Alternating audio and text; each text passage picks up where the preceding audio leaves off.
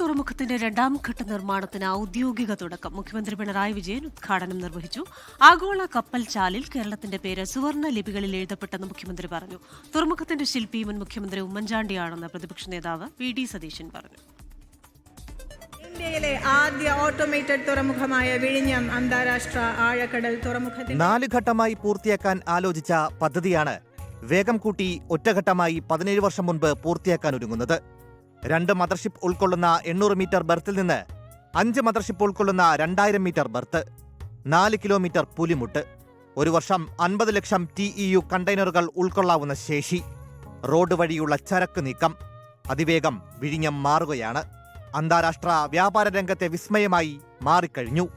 കേരളം മാറുകയാണ് എന്ന സന്ദേശമാണ് ലോകത്തിന് വിഴിഞ്ഞത്തിലൂടെ നൽകാനുള്ളതെന്നും ഇനിയും ജനങ്ങളുടെ പിന്തുണ പ്രതീക്ഷിക്കുന്നെന്നും മുഖ്യമന്ത്രി.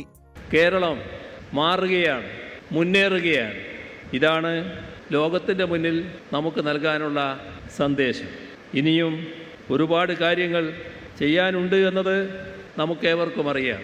എല്ലാ കാര്യങ്ങൾക്കും ജനങ്ങളുടെ പിന്തുണയാണ് കരുത്തായി മാറിയത്.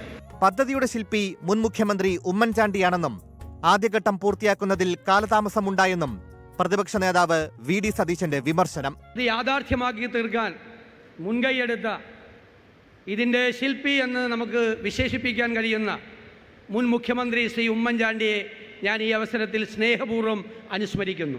നമുക്കറിയാം, 2014 ആരംഭിച്ച ഈ പദ്ധതി നമുക്ക് 2019 ഉദ്ഘാടനം ചെയ്യപ്പെടേണ്ടതായിരുന്നു.